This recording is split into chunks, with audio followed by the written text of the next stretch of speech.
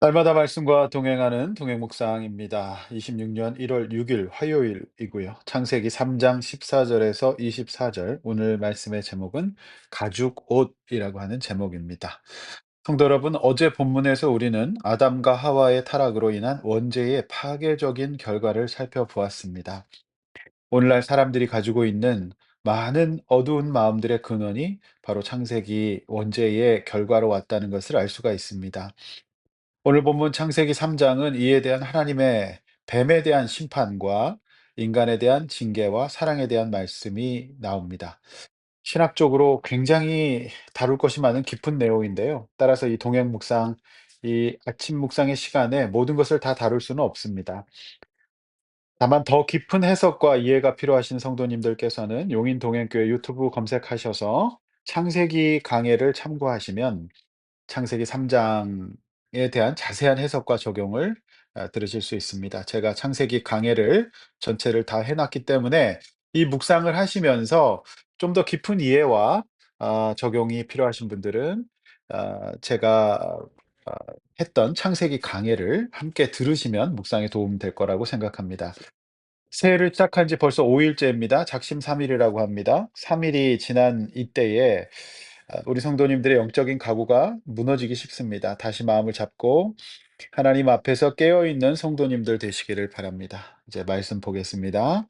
자, 14 절에서 19 절까지 하나님의 심판과 징계가 나옵니다. 14 절, 여호와 하나님이 뱀에게 이르시되 내가 이렇게 하였으니 라고 말씀하십니다. 하나님은 뱀이 여자를 유혹한 일을 당연히 잘 알고 계십니다. 모르는 것이 없으신 여호와 하나님이시죠.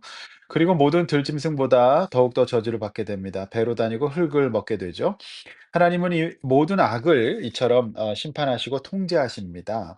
그분의 권세, 권한 아래 있습니다. 어제도 말씀드렸지만 우리에게 자유를 주셔서 이 모든 시험과 유혹을 이기고 넘어지지 않고 이 받은 자유의 책임을 다하기를 원하시는 분이십니다. 15 절, 신학적으로 원시복음이라고 하는데요. 이 말씀 굉장히 중요한 말씀인데요, 신학적으로. 어 여자의 후손이란 바로 예수 그리스도를 말합니다. 마리아의 이 애가 이 가정에서 나올 예수 그리스도 얘기하는 거죠. 그리고 여자의 후손이 사단의 머리를 상하게 하고 사단은 그의 발꿈치를 상하게 한다. 누가 승리한다는 거죠? 자, 당연히 머리를 상하게 한 이 사단을 에 심판하고 예수가 승리하신다.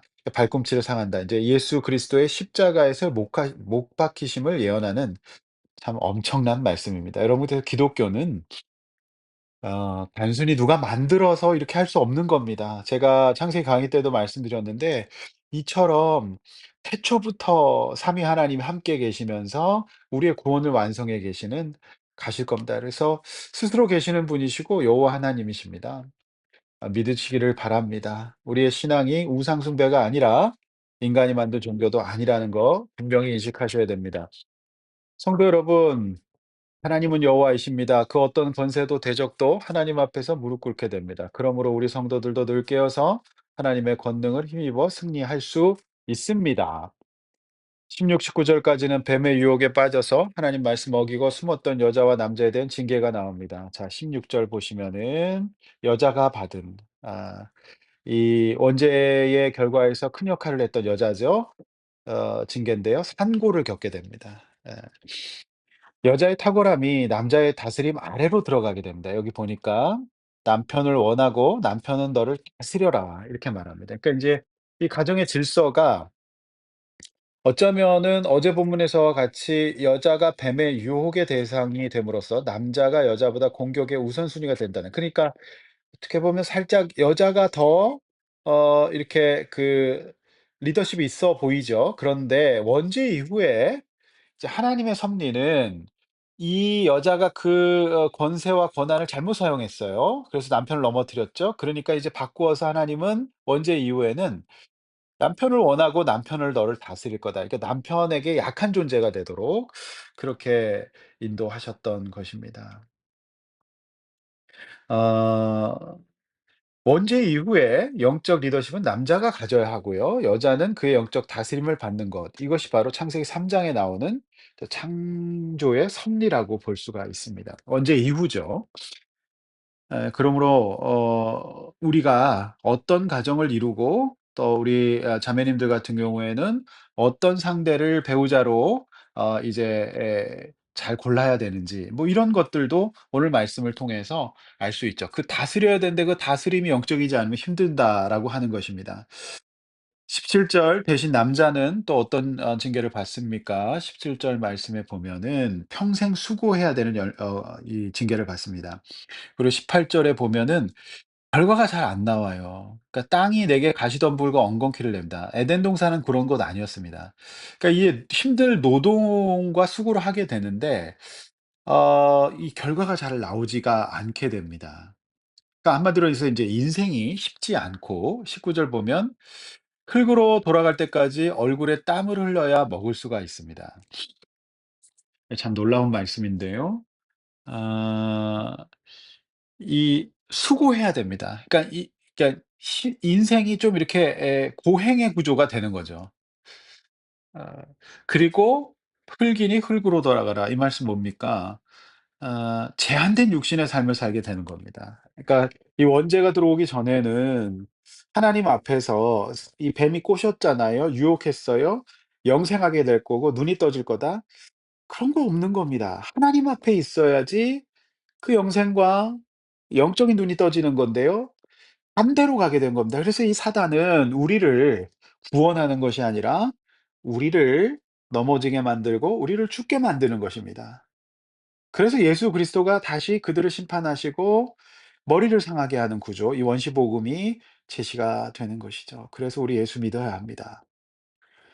흙으로 와서 흙으로 돌아가는 제한된 육신의 삶을 이 구조 속에서 원죄 이후에 이제 우리 주님 다시 오시기 전까지는 이 구조로 살아가야 할지도 모릅니다. 하나님께서 만들어 주신 에덴 동산은 완벽한 환경이었습니다. 그러나 말씀 거부하고 생명나무의 열매를 따먹음으로써 이제 인간은 스스로 일종의 에덴 동산과 같은 아 그 이 구조에서 벗어나게 되고 먹거리를 땀을 흘려 확보하고 생명의 유지를 위한 수고를 해야 되는 징계를 받게 된 것이죠. 사랑하는 성도 여러분, 창세기는 세상의 창조와 인간의 창조, 그리고 인간의 생애사에 대한 그림을 보여주는 위대한 말씀입니다. 이 제네시스, 이 창세기 안에 인간의 심리와 행동, 복음, 그리고 노동, 가족, 인생의 근본적인 내용들이 총망라되어 있습니다. 따라서 우리는 이 기준을 가지고 바라봐야 합니다. 이 말씀이 우리 인생을 해석하는 기준이 돼야 됩니다. 그러나 믿음 없는 사람들, 말씀 모르는 사람들, 세상 사람들, 하나님 모르는 사람들은요. 그리고 우상 숭배자들은 요 세팅을 거절합니다. 그리고 이거를 안 받아들이려고 해요. 그래서 수고와 고생과 고통이 없는 세상을 제시하고 말해요. 땀 흘리지 않아도 소위 불안당이죠. 그들이 신이 다 해 주는 세상을 제시합니다. 그러나 여러분 그런 것은 없습니다. 무병장수 없습니다. 육신의 영생 없습니다. 좀 연장할 수 있을지는 몰라요. 과학이 발달하고 의과학이 발달하면서 그러나 흙에서 와서 흙으로 가는 인생이기 때문에 그 누구도 이 땅에서 육신의 생명을 영원히 유지할 수 없습니다. 그것이 원죄 이후의 인간의 삶이에요. 육신의 생명이 제한되는 질병과 무관한 사람은 없다는 말입니다. 한마디로 원죄로 말미암아 사는 게 쉽지 않은 게 세상이 된 겁니다. 이것이 바로 인생의 본질입니다. 이 창세기 세팅은 이제 우리 주님 다시 오셔서 세상을 심판하시고 재창조하시는 재림의 때에 바뀌게 될 겁니다. 그러므로 오늘 20 절에서 24 절인데요. 하나님은 이럼에도 불구하고 자비와 은혜를 베푸시는데요. 이 20절 보시면은 하나님은 어떤 분이십니까? 이 아담에게 그 아내의 이름을 하와라고 부르게 하십니다. 이게 무슨 뜻이죠? 어 이제 징계하시되 버리지도 않고 은혜를 거두시지 않는 분이라는 거. 그래서 이 아담으로 말미암아서 하와의 뜻은 생명이거든요. 그러니까 우리가 이제 죽을 죄를 졌지만 그래도 죽지 않고 살아갈 수 있다라고 하는 뜻입니다. 마치 부모가 자녀를 양육할 때도 똑같습니다. 자, 이름을 짓게 하시고요, 생명으로. 그리고 하나님이 지켜주시겠다라고 하는 겁니다. 모든 산자의 어머니가 되게 하십니다. 그래서 원죄 이후에 자녀의 출생과 양육은 힘든 일이지만 이제 피할 수 없는 하와에게 맡기신 사명이 된 것입니다. 21절 어 어떻게 됩니까? 예, 부끄러워하고 숨었던 이들에게 하나님이 가죽옷을 지어 입히십니다. 자, 이제 노동을 하며 살아갈 그들에게 하나님이 주시는 은혜의 표시입니다. 지금도 가죽옷은 고급 의류에 속합니다. 따뜻하고 든든하기 때문이죠. 이 옷은 범죄한 인류를 향한 하나님의 은혜의 옷이었고 자비의 옷이었습니다. 저도 지금 이 가죽 장갑이 하나 필요해서 지금 사려고 하는데 이 가죽옷 바로 그런 겁니다. 손이 따뜻하고요. 그다음에 이제 활동하기가 좋지 않습니까?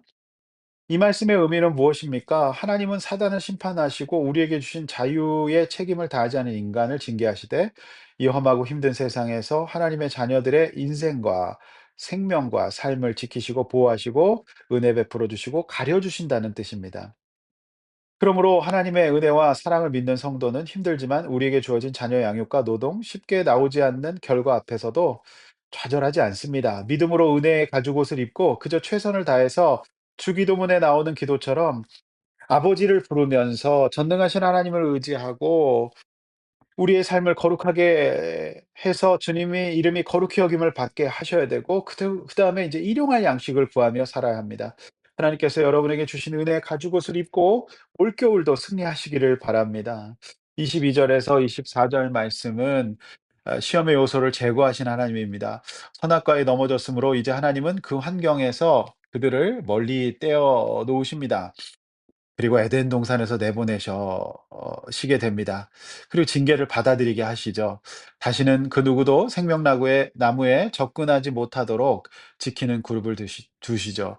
이 말씀 역시 의미심장합니다. 하나님은 먼저 자유와 선택을 허락하십니다. 그러나 그 하나님의 기쁜 뜻과 사랑을 깨닫지 못하고 소중히 여기지 않고 뱀에게 속아서 주신 자유의 책임을 지지 않을 경우 그 자유를 제한하시는 하나님이십니다. 한번 생각해 보십시오. 하나님의 섭리는 현대 형사 사법 체제 가운데 그대로 남아 있습니다. 인간은 누구나 자유롭게 살 수 있습니다. 그런데 그 자유의 책임을 다하지 않고 그 자유의 책임을 마구잡이로 사용하는 자들은 범죄자가 되어서 사회로부터 쫓겨냄을 당하고 그들의 자유를 제한받게 되죠. 징계받게 됩니다. 이런 현대의 형사 사법 제도가 이 사회를 유지하는 하나님의 섭리가 반영된 것으로 우리는 이해할 수 있습니다. 인문학적인 얘기죠.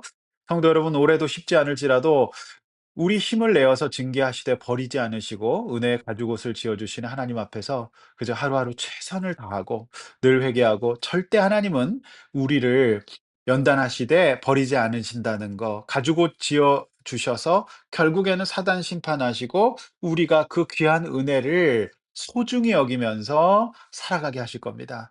겸손히 그리고 말씀 앞에서 내 인생을 해석하며 살아가게 하실 겁니다. 이것이 바로 오늘 창세기 3장 말씀의 깊고 오묘한 뜻입니다. 기도하겠습니다. 하나님 감사합니다. 오늘도 말씀 주셔서 우리 인생을 해석하게 하여 주시니 감사합니다. 어렵고 힘든 세상입니다. 그러나 이 우상 숭배자들과 믿지 않는 사람들은 무병장수와 만사 형통과 행복과 고통과 슬픔과 상실 없는 세상을 제시합니다. 그런 것은 없습니다. 우리 주님 다시 오실 때까지 우리도 원죄의 영향력 가운데 살아감으로 말미암아 언제나 은혜를 간구하게 하여 주셔서 가죽옷 입고 올겨울 승리할 수 있도록 도와 주시옵소서. 예수님의 이름으로 기도하옵나이다. 아멘.